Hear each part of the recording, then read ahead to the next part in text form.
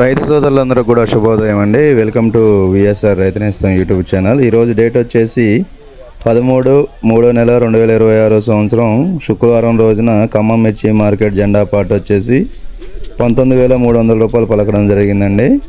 అదేవిధంగా కొనుగోలు విషయానికి వస్తే మాత్రం 18,600 నుంచి 19,200 బెస్ట్ క్వాలిటీని బట్టి కొనడం జరుగుతుందండి.